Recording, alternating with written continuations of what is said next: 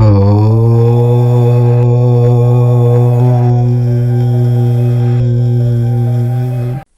శనివారం, పైగా అమావాస్య ముందు రోజు. అయితే అమావాస్య ముందు రోజు మందార ఆకుతో ఇలా చేస్తే మీకు ఉన్న అప్పులన్నీ కూడా తీరిపోతాయి. మీరే అప్పులిచ్చే స్థాయికి వెళ్తారు. అమావాస్య ముందు రోజు మందార ఆకుతో ఇలా చేయటం వల్ల మీకు ఉన్న జాతక దోషాలన్నీ కూడా తొలగిపోతాయి. మీ సంపాదన రెట్టింపు అవుతుంది. మీకు ఉన్న సమస్యలు దాదాపు తీరిపోతాయి.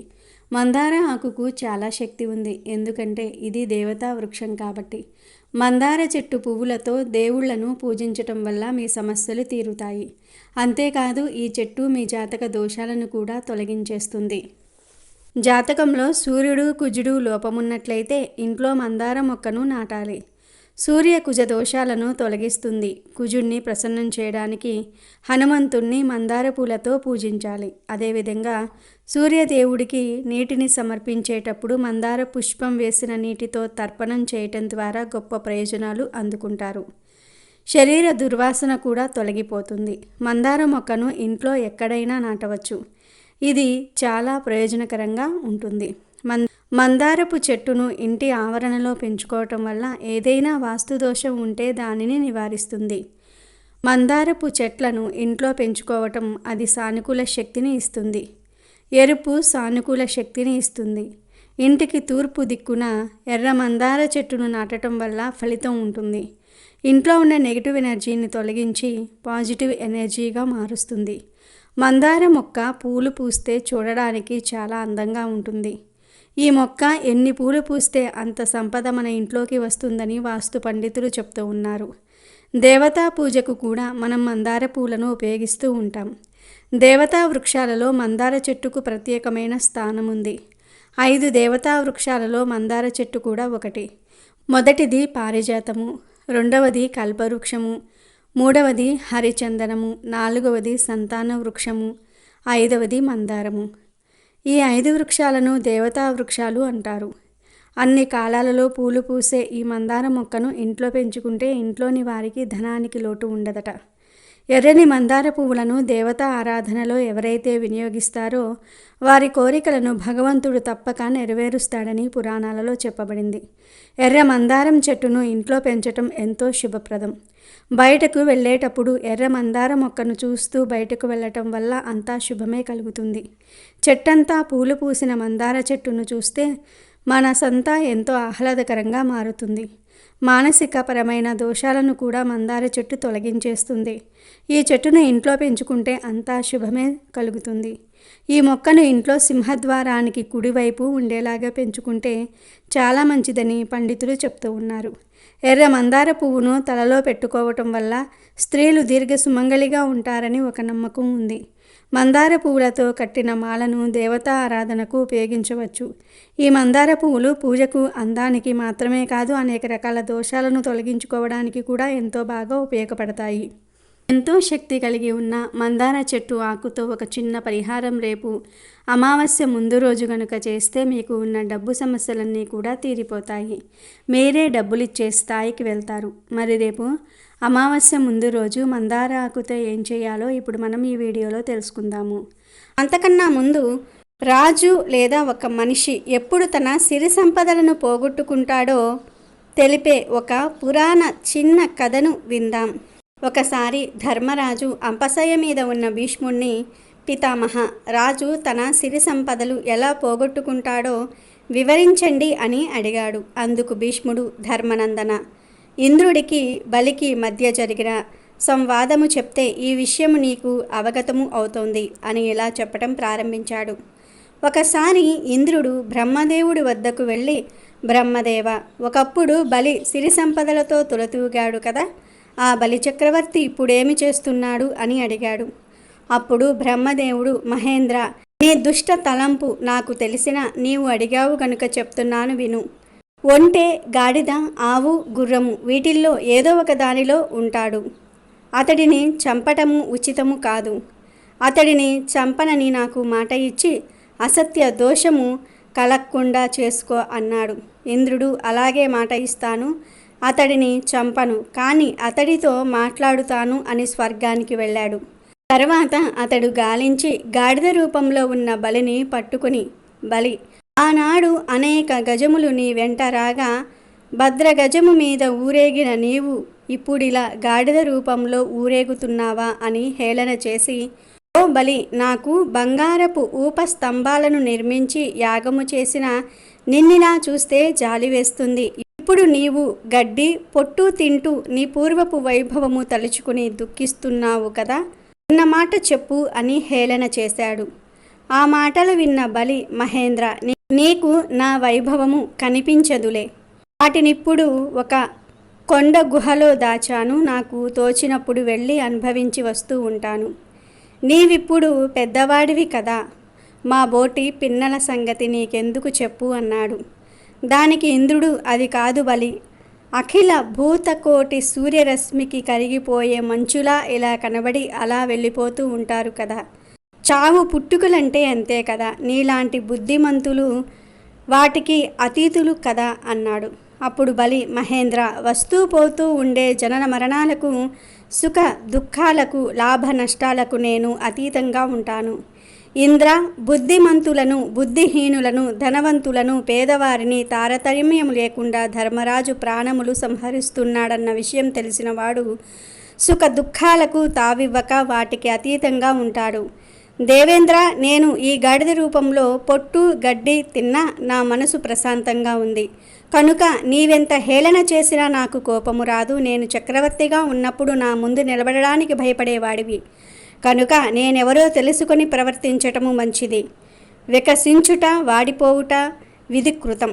నీలాంటి పెద్దవాడు ఇలా అహంకరించి మాట్లాడము నీచమైనది. అలా తుల్లి పడటము మాని ఎక్కడికి పోతావో పో. నాకు కోపం వస్తే నీవెంత, నీ వజ్రాయుధము ఎంత, తుల్లి పడకు అని కోపంతో చెప్పాడు బలి. అంతలోనే తమాయించుకొని బలి ఇంద్రుడితో ఇలా అన్నాడు, నా మనసులో కోపము అహంకారము లేవు, కేవలము పరిహాసానికి అన్నాను. విధాత ముందు మనమే పాటి పోయి శాంత చిత్తుడవై జీవించు అన్నాడు. ఈ సమయంలో బలి శరీరం నుండి ఒక అద్భుతమైన వనిత బయటకు పోతూ ఉంది. ఆమెను చూసిన ఇంద్రుడు, బలి ఈమె ఎవరు అని అడిగాడు. దానికి బలి, ఆమెను అడిగి తెలుసుకో అన్నాడు.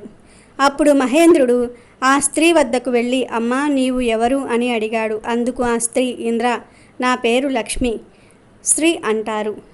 మీ ఇరువురికి నేను ఎవరో తెలియకపోవటంలో ఆశ్చర్యం లేదు. ఎందుకంటే ముల్లోకాలలో ఇంతవరకు ఎవరూ నన్ను గురించి తెలుసుకొనలేదు అన్నది. అది విన్న ఇంద్రుడు, అది సరే అమ్మా, ఇప్పుడు ఈ రాక్షస చక్రవర్తి నుండి ఎందుకు తొలగిపోతున్నావు అని అడిగాడు. అప్పుడు లక్ష్మి, ఇంద్ర, సత్యము, ధర్మము, ఇంద్రియ నిగ్రహము, దానగుణము నా నివాస స్థానములు. ఆ లక్షణములు ఉన్న పరాక్రమవంతుడు అయిన పురుషుడి వద్ద నేను ఉంటాను. బలిచక్రవర్తి వద్ద ఇప్పటి వరకు అవి అన్నీ ఉన్నాయి కనుక నేను అతడి అందు ఉన్నాను. కాలక్రమేణా అతడిలో అవినీతి, బ్రాహ్మణుల పట్ల అసూయ పెరిగాయి. మంచి లక్షణములను వదిలిన బలిని ఇప్పుడు నేను వదిలివేస్తున్నాను. నీ వద్ద నేను ఇప్పుడు చెప్పిన గుణములే గాక వేదములు, శాస్త్రములు చెప్పిన ఆచారములు నీ వద్ద పుష్కలంగా ఉన్నాయి. అందుకని నీ వద్ద ఉండడానికి నేను నిశ్చయించుకున్నాను. కానీ నువ్వు బలి మాదిరి కాకుండా, ఏమరుపాటు లేకుండా సచ్చరిత్రుడవై ఉండాలి అన్నది లక్ష్మి. సరే అన్నాడు ఇంద్రుడు. తనను లక్ష్మి వదిలిపెట్టిన తర్వాత బలి ఇంద్రుడితో, మహేంద్ర, సూర్యుడు పశ్చిమాన అంతరించినంత మాత్రాన తన తేజస్సు కోల్పోడు, తిరిగి తూర్పున ఉదయించక మానడు. అలాగే నేను గాడిద శరీరంలో ఉన్నంత మాత్రాన నా పరాక్రమము కోల్పోలేదు. నే తిరిగి వచ్చి దేవాసుర యుద్ధంలో నిన్ను గెలుస్తాను అన్నాడు. దానికి ఇంద్రుడు, అప్పుడు చూడవచ్చు, ప్రస్తుతము నీతో వ్యర్థ ప్రసంగం చేసే సమయం లేదు. బ్రహ్మదేవుడికి ఇచ్చిన మాట ప్రకారము నిన్ను చంపక వదిలి వెళ్తున్నాను అని చెప్పి అక్కడి నుండి వెళ్ళాడు. బలి కూడా అక్కడి నుండి దక్షిణం దిక్కుగా వెళ్ళిపోయాడు. కనుక ధర్మరాజా, రాజు ఎప్పుడైతే సత్యము, ధర్మము, ఇంద్రియ నిగ్రహము, దానగుణము విడిచిపెడతాడు అప్పుడు తన సిరి సంపదలను కోల్పోతాడు అనే విషయాన్ని ఈ కథ వివరిస్తుంది అని ధర్మరాజుకు అంపశయ్య మీద ఉన్న భీష్ముడు చెప్పాడు. ఇక వీడియోలోకి వస్తే మనలో చాలామంది అప్పు సమస్యలతో బాధపడుతూ ఉన్నారు. అయితే ఎవరూ కూడా అప్పులు కావాలని చేయరు. కొన్ని పరిస్థితుల వల్ల అప్పులు చేయాల్సిన పరిస్థితి వస్తుంది. ఈ కాలంలో సంతోషంగా బ్రతికేవారు ఎవరైనా ఉన్నారంటే అది అప్పులు లేనివారే. బ్యాంకు నుండి లోన్స్ తీసుకొనివారు, వస్తువులు తాకట్టు పెట్టనివారు సంతోషంగా ఉంటారు. అప్పు తీసుకున్న, లోన్స్ తీసుకున్న, వస్తువులు తాకట్టు పెట్టిన నెల తిరిగేసరికి మీరు తిన్నా తినకపోయినా అప్పులు తీర్చాలి. అందుకే మన పెద్దవారు సరదాకి కూడా అప్పులు తీసుకోకండి అని చెప్పేవారు. రేపు అమావాస్య ముందు రోజు లక్ష్మీదేవిని ఈ విధంగా పూజించాక మీ ఇంటిలో కానీ మీ ఇంటి చుట్టుప్రక్కన కానీ మందార చెట్టు ఉంటే ఆ చెట్టు నుండి ఒక మందార ఆకును తెచ్చుకోండి. ఆ ఆకును శుభ్రంగా కడిగి ఒక ప్లేట్లో పెట్టుకొని ఆ ప్లేట్ను లక్ష్మీదేవి పటం ముందు పెట్టండి. ఇప్పుడు ఆ ఆకుపై నానబెట్టిన పెసరపప్పు వేయండి.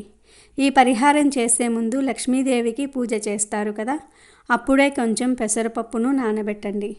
ఆ పెసరపప్పును మందార ఆకుపై పెట్టండి. ఇక ఇప్పుడు చిన్న బెల్లం ముక్కను కూడా ఆ పెసరపప్పుపై పెట్టండి. రేపు అమావాస్య ముందు రోజు లక్ష్మీదేవి పటం ముందు మందార ఆకుపై పెసరపప్పు, బెల్లము పెట్టి మీకు ఉన్న ఆర్థిక ఇబ్బందులను చెప్పుకోండి. ఈ పరిహారం మీరు రేపు ఉదయాన్నే చేయాలి. పెసరపప్పు అంటే లక్ష్మీదేవికి చాలా ఇష్టం. మీరు పెసరపప్పుతో ఏ నైవేద్యం చేసినా లక్ష్మీదేవి సంతోషిస్తుంది. అమావాస్య ముందు రోజు మందార ఆకుపై పెసరపప్పు, బెల్లము పెట్టడం వల్ల ఆ తల్లి అనుగ్రహం త్వరగా లభిస్తుంది. మీకు ఉన్న ఆర్థిక ఇబ్బందులు తొలగిపోతాయి. ఇక అదే రోజు సాయంత్రం కాళ్ళు చేతులు కడుక్కొని లక్ష్మీదేవిని పూజించండి. ఈ పరిహారం చేసే రోజు మాంసాహారం తినకూడదు.